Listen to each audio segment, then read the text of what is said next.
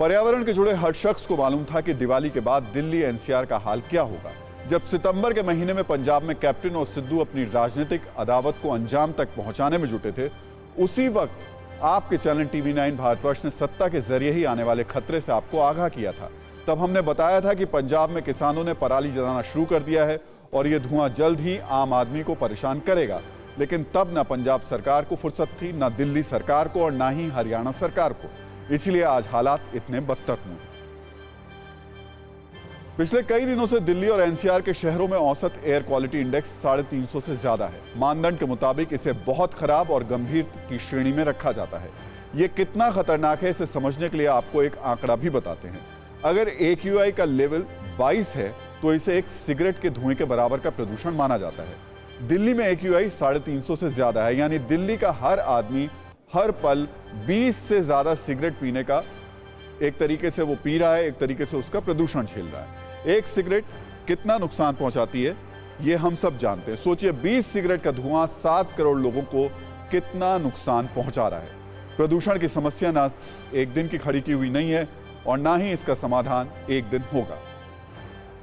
पिछले 6 सालों में प्रदूषण का संकट लगातार बढ़ता जा रहा है। इस संकट का अंदाजा इसी बात से लगाया जा सकता है कि पहले प्रदूषण रोकने के लिए ऑड इवन अपनाया गया, लेकिन इस बार संकट इतना बड़ा है कि प्रदूषण के कारण स्कूल बंद हो गए, दफ्तरों में कई पाबंदियां लगानी पड़ी, ट्रकों की आवाजाही खत्म हुई। यानी समस्या चंद दिन की नहीं और सिर्फ इस साल की नहीं। अगर यह सिर्फ 1 साल की समस्या होती तो पहले ही इस पर काबू पाया जा सकता था।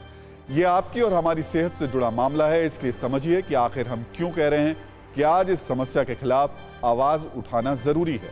हम ऐसा इसलिए कह रहे हैं क्योंकि पंजाब में 2020 में पराली जलाने की 74,105 घटनाएं हुई, जबकि इस साल सिर्फ 16 नवंबर तक पराली जलाने की 72,373 घटनाएं दर्ज की गई हैं। वहीं हरियाणा में 2020 में पराली जलाने की 9,010 घटनाएं दर्ज की गई, जो इस साल 16 नवंबर तक 5,735 है। यानी साल दर साल पराली जलाने की घटनाएं बढ़ी हैं, लेकिन सरकारों ने इस तरफ कोई ध्यान नहीं दिया। हाँ, नेता एक दूसरे पर आरोप जरूर लगा रहे हैं, लेकिन कोई भी इस समस्या को सुलझाने के लिए कोई कड़ा कदम उठाने को तैयार नहीं दिखाई देता है। अरविंद केजरीवाल प्रदूषण जैसे मसले में ही कर रहे हैं जो वो हमेशा करते हैं। राजनीति कर रहे हैं, विज्ञापन की राजनीति कर रहे हैं। भारतीय जनता केजरीवाल जी से पूछना चाहती है, क्या ये हकीकत नहीं? RTI के माध्यम से ये उत्तर मिला है कि लगभग 40,000 रुपीज, 40,000 रुपए मात्र आपने कैप्सूल, जो बायोडिग्रेडेबल कैप्सूल है पराली के लिए, उस पे खर्च किए हैं, किंतु एडवर्टाइजमेंट पे 15,84 लाख किए। दिल्ली में योगी जी का विज्ञापन लगा हुआ है, उनको नहीं दिखता है।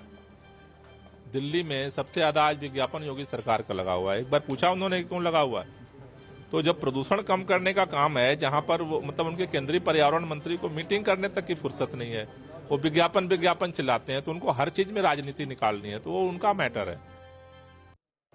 तो ऐसा नहीं कि प्रदूषण से निपटने के लिए कुछ नहीं हो रहा है, जरूर हो रहा है, और सब कुछ सरकारी अंदाज में आहिस्ता आहिस्ता हो रहा है। इसी साल केंद्र सरकार ने पराली वाला प्रदूषण रोकने के लिए राज्यों को 491 करोड़ रुपए जारी किए। केंद्र सरकार ने पिछले 4 साल में प्रदूषण रोकने के लिए 2,245 करोड़ से ज्यादा का फंड राज्य सरकारों को दिया। लेकिन समस्या आज पहले से ज्यादा परेशान करने वाली है। आज नौबत लॉकडाउन तक पहुंच गई है। वजह वो सिस्टम है जो बेपरवाह है। इसका अंदाजा इस बात से भी लगाया जा सकता है कि प्रदूषण रोकने से ज्यादा खर्च प्रदूषण रोकने के प्रचार पर किया जाता है। इसीलिए सवाल आज इन सरकारों से है। ये सवाल पूछना इसलिए जरूरी है क्योंकि प्रदूषण का वार सबसे ज्यादा खतरनाक है। शिकागो यूनिवर्सिटी के एनर्जी पॉलिसी इंस्टीट्यूट की रिपोर्ट के मुताबिक भारत की 1/4 आबादी खतरनाक प्रदूषण का सामना कर रही है। प्रदूषण के कारण दिल्ली में लोगों की औसत उम्र 9.5 साल कम हो जाती है। उत्तर प्रदेश में प्रदूषण की वजह से औसत उम्र 9.5 साल कम हो जाती है। बिहार में प्रदूषण की वजह से लोगों की औसत उम्र लगभग 9 साल कम हो जाती है। प्रदूषण हरियाणा में लोगों की औसत उम्र लगभग 8.5 साल घटा देता है। झारखंड में प्रदूषण के कारण लोगों की उम्र लगभग 7 साल कम हो जाती है। प्रदूषण सिर्फ उम्र ही कम नहीं करता, ये लोगों को सांस और फेफड़ों से जुड़ी बीमारियों को भी जन्म देता है, उनमें बीमारियां भरता है। प्रदूषण के कारण दिल्ली में हर तीसरा बच्चा सांस की बीमारी से परेशान। थोड़ा सा सांस वास फूलने की प्रॉब्लम हो रही है और मतलब कि कभी कभी दम भी घुटता है उससे। मेरे जो है सांस लेने में दिक्कत हो रही है, आंखों में जलन हो रहा है, हाथ पैरों में दर्द है, जुकाम है, खांसी है, बच्चे बीमार पड़े हैं। हाँ, पोल्यूशन है और आंखों में जलन हो रही है। फिक्र आपकी, सोमवार से शुक्रवार रात 9 बजे सिर्फ TV9 भारतवर्ष पर।